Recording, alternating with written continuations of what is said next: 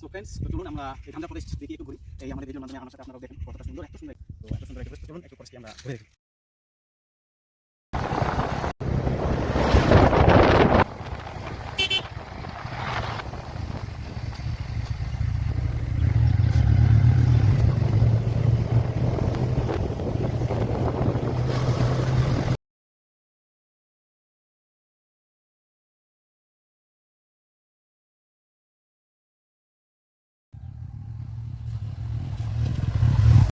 Hello guys, welcome to বাংবাই Facebook page.